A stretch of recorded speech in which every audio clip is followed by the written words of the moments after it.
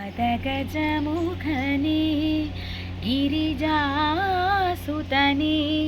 ഗണപതി ഭഗവാനേ മരുവുകനീയൻ അറിവിൻ പതിയായി ഹരനുടെ തിരുമകനേ ശ്രീ ഹരനുടെ തിരുമകനേ ശേഖര തെളിഞ്ഞു കാണണം അന്തികേ മമ സദാശിവ ചന്ദ്രശേഖര തെളിഞ്ഞു കാണണം അന്തികേ മമ സദാശിവ. ശിവൻ സകുടുംബം വിരാജിക്കുന്ന ക്ഷേത്രം, അതായത് ശിവപാർവതിമാർ സ്കന്ദനോടൊപ്പം ഇരിക്കുന്ന ക്ഷേത്രമാണെങ്കിൽ പോലും മഹാഗണപതിയുടെ പേരിൽ പ്രസിദ്ധമായൊരു ക്ഷേത്രം. ഇന്ത്യനൂർ മഹാഗണപതി ക്ഷേത്രത്തെ കുറിച്ചിട്ട് ഒന്ന് അറിഞ്ഞാലോ?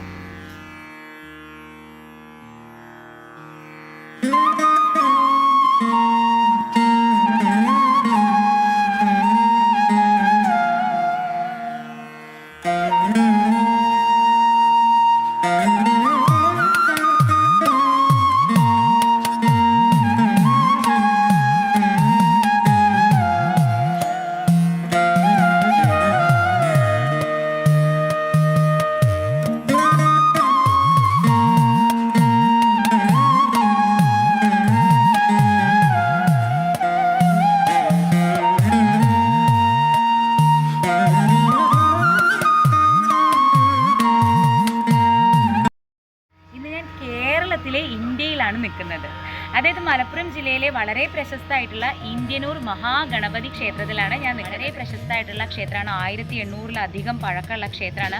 ഈ ക്ഷേത്രത്തിന്റെ പേരിന് തന്നെ ഒരു പ്രത്യേകതയാണ്. ഇന്ദുചൂടൻ വാണരുളുന്ന ഊര് എന്നുള്ള അർത്ഥത്തിലാണ് ഇന്ത്യനൂർ എന്നുള്ള പേര് ഈ നാടിന് ലഭിച്ചതെന്നൊരു ഐതിഹ്യം പറയാനുണ്ട്. അതുപോലെ തന്നെ 1968 കാലിക്കറ്റ് യൂണിവേഴ്സിറ്റി ഉണ്ടായതിനു ശേഷം അവിടുത്തെ ചരിത്ര ഗവേഷകർ ഇവിടെ വരികയും ഇവിടെ ഉണ്ടായിരുന്ന ഒരു വട്ടെഴുത്ത് ഫലകം അത് അവർ റിസർച്ച് ചെയ്യുകയും ചെയ്തപ്പോൾ അതിലെഴുതിയിരിക്കുന്നത് ഇന്ദുകോദവർമ്മ രാജാവ്, ചേര രാജാവ് ഭരിച്ചിരുന്ന കാലഘട്ടത്തിലാണ് ഈ ക്ഷേത്രം പുനരുദ്ധരിക്കപ്പെട്ടതെന്നും അങ്ങനെയാണ് ഈ ക്ഷേത്രത്തിന് ഇന്ത്യനൂർ എന്ന പേര് ലഭിച്ചതെന്നും ഒരു ചരിത്ര കേൾവി കൂടി ഉണ്ട്.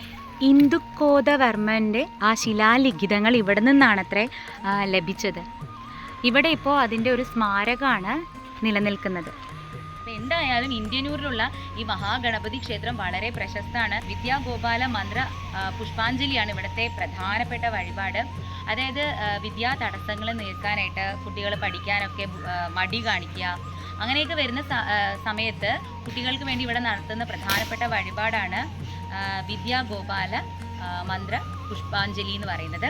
മാത്രമല്ല ഇവിടുത്തെ ഒറ്റയപ്പം ഉണ്ണിയപ്പം ഒക്കെ വളരെ രുചികര. മഹാഗണപതി ക്ഷേത്രമാണെങ്കിൽ പോലും ഇവിടുത്തെ പ്രധാന പ്രതിഷ്ഠ ശിവകുടുംബമാണ്. അതായത് മഹാദേവൻ, പാർവതി ദേവി കയ്യിൽ സ്കന്ദനെ പിടിച്ചിരിക്കുന്ന ആ വിഗ്രഹ രൂപമാണ് നമുക്ക് പ്രധാന പ്രതിഷ്ഠയായിട്ട് കാണാൻ സാധിക്കുന്നത്. എന്നാലും ക്ഷേത്രം പ്രസിദ്ധമായിരിക്കുന്നത് ഗണപതിയുടെ പേരിലാണ്. അതിനും കാരണമുണ്ട്. ഭഗവാന്റെ പരമഭക്തനായ നാരായണത്വ ഭ്രാന്തൻ അദ്ദേഹത്തെയാണ് ശിവപ്രതിഷ്ഠ ചെയ്യാനായിട്ട് ഇവിടെ ക്ഷണിക്കപ്പെട്ട അതിഥിയായിട്ട് വരേണ്ടിയിരുന്നത്. പക്ഷെ മുഹൂർത്ത സമയത്ത് അദ്ദേഹം വൈകിയതിനാൽ ശിവപ്രതിഷ്ഠ ചെയ്യാൻ അദ്ദേഹത്തിന് സാധിച്ചില്ല. അദ്ദേഹം വിഷമിച്ചുകൊണ്ട് ഗണപതിയെ പ്രാർത്ഥിച്ചുകൊണ്ട് കലശം എടുത്തിട്ട് ഗണപതിയെ വാ ഇത് സ്വീകരിക്കൂ എന്ന് പറഞ്ഞപ്പോൾ ഭക്തന്റെ വാക്ക് കേൾക്കാതിരിക്കാൻ ഗണപതിക്ക് സാധിച്ചില്ല. അദ്ദേഹം ചുമരിൽ നിന്ന് ഇറങ്ങി വന്ന് കലശം സ്വീകരിച്ച് അപ്രത്യക്ഷനായി എന്നൊരു കഥയുണ്ട്.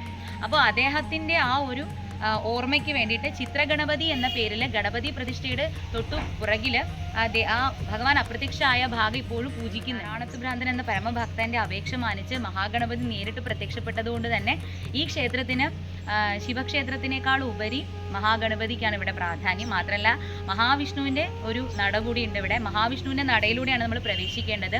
ഇവിടത്തെ നിവേദ്യത്തിന് പ്രത്യേകതയുണ്ട്. നിവേദ്യം ആദ്യം മഹാവിഷ്ണുവിന് സമർപ്പിച്ച് അത് ശിവപാർവതിമാരുടെ മുന്നിൽ കാണിച്ച് കൊണ്ടുപോയിട്ട് ഗണപതിക്ക് സമർപ്പിക്കും. അങ്ങനെയാണ് ഇവിടുത്തെ നൈവേദ്യം സമർപ്പിക്കുന്നത്.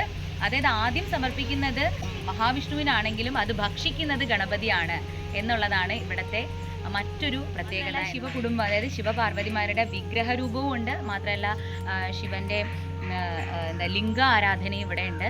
അതും വളരെ പ്രധാനമാണ്. ഏറ്റവും വലിയ പ്രാധാന്യം ബാലഗണപതിക്ക് തന്നെയാണ്. ഇവിടെ ക്ഷേത്രത്തിൽ ആഘോഷങ്ങളൊന്നുമില്ല. കൊട്ട്, വാദ്യം, മേളം, ബഹളം ഒന്നും ഉണ്ടാവില്ല. കാരണം ഉണ്ണി ഗണപതിക്ക് അത് ഇഷ്ടമല്ല എന്നാണ് പറയുന്നത്.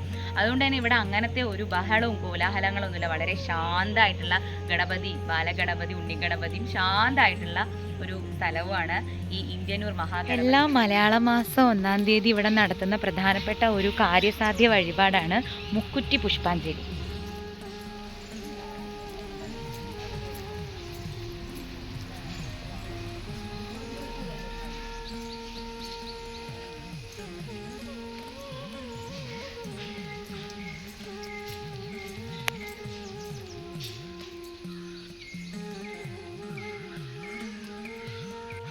എരിക്ക്, ആ അതെ, ശിവന് ഇഷ്ടമുള്ളത്. അതന്നെ. പിന്നെ ശിവ ഭഗവാന്റെ സാന്നിധ്യമുള്ള സ്ഥലത്ത് ഇരിക്കും പൂ ഉണ്ടാവുള്ളൂ. ശിവൻ കുടുംബമാണല്ലോ.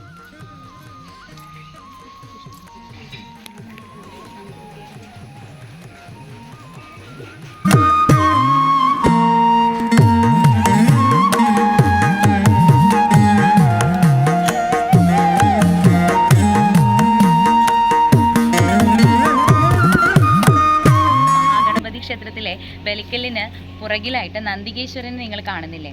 ഈ ക്ഷേത്രത്തിലെ നന്ദികേശ്വരൻ്റെ പ്രത്യേകതയുണ്ട്. എല്ലാ ക്ഷേത്രങ്ങളിലും മഹാദേവന്റെ വിഗ്രഹത്തിന് അല്ലെങ്കിൽ ആ ശിവലിംഗത്തിന് മുന്നിലായിട്ടായിരിക്കുമല്ലോ നന്ദികേശ്വരൻ ഇരിക്കുന്നത്. ഇവിടെ ദേവി പറഞ്ഞ കാര്യം ചെയ്യാത്തത് കൊണ്ട് കോപിച്ച് പുറത്താക്കപ്പെട്ട് ഇരിക്കുന്ന നന്ദികേശ്വരനാണ്. എങ്കിൽ പോലും എന്താണോ നന്ദികേശ്വരൻ്റെ ചെവിയിൽ പറയുന്നത് ആ ഉദ്ദിഷ്ട കാര്യം സഫലമാകും എന്നും പറയുന്നുണ്ട്. അപ്പോൾ ഇതാണ് മറ്റൊരു പ്രത്യേകത. കണ്ടില്ലേ, കുട്ടികളൊക്കെ ചെവിയിൽ, നന്ദികേശ്വരൻ പരമഭക്തനാണല്ലോ ശിവന്റെ.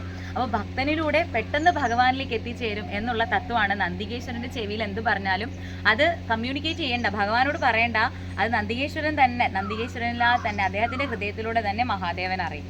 അതാണ് ആ പരമഭക്തനും സാന്നിധ്യവും ഈ ക്ഷേത്രത്തിലുണ്ട്.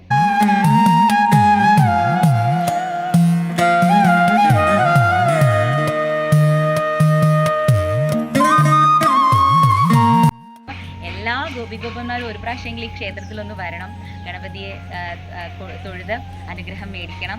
എല്ലാ പഠിക്കുന്നതിൽ ഉന്നതിയിലെത്താൻ, കുട്ടികൾ ഉന്നതിയിലെത്തണം എന്ന് ആഗ്രഹമുള്ള മാതാപിതാക്കൾ കുട്ടികളെ കൊണ്ട് ഇവിടെ വന്ന് ഈ വിദ്യാഗോപാല അർച്ചന തീർച്ചയായിട്ടും ചെയ്യണം. അത് അനുഭവസ്ഥരായ ഒരുപാട് പേര് ഇവിടെ ഉണ്ട്. എൻ്റെ കൂട്ടുകാരി ജയലക്ഷ്മിയുടെ തന്നെ മകന് ഒരുപാട് തടസ്സങ്ങളുണ്ടായിരുന്നു, മടിയുണ്ടായിരുന്നു പഠനത്തിൽ. അതൊക്കെ നീക്കി അതെ ആളിപ്പോൾ എഞ്ചിനീയറിങ്ങിന് പഠിക്കാൻ തന്നെ കാരണം ഇവിടെ വന്ന് ഈ അർച്ചനയൊക്കെ ചെയ്തതിൻ്റെ ഫലമാണെന്ന് പറഞ്ഞിട്ടാണ് ജയലക്ഷ്മിയാണ് ഞങ്ങളെ ഇവിടെ കൂട്ടിക്കൊണ്ട് വന്നത്. അപ്പോൾ നന്ദി പറയുന്നു പ്രിയ സുഹൃത്തിന് ഇങ്ങനെ ഒരു മഹാക്ഷേത്രം പരിചയപ്പെടുത്തിയത്, അതിലൂടെ ഒരുപാട് ആളുകൾക്ക് ഈ ക്ഷേത്രം പരിചയപ്പെടുത്താനായിട്ട് വഴിയൊരുക്കിയത്.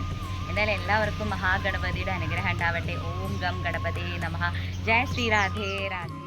ഈ ക്ഷേത്രവുമായി ബന്ധപ്പെട്ട വഴിപാടുകൾക്ക് കോൺടാക്റ്റ് ചെയ്യേണ്ട നമ്പർ കൂടി ഞാൻ പറഞ്ഞു തരാം. 8304924805. ഈ നമ്പർ വിളിച്ചു കഴിഞ്ഞാൽ നിങ്ങൾക്ക് ഒറ്റയപ്പം, ഉണ്ണിയപ്പം, പുഷ്പാഞ്ജലികൾ, വിദ്യാഗോപാല അർച്ചന എല്ലാം തന്നെ ചീട്ടാക്കാവുന്നതാണ്.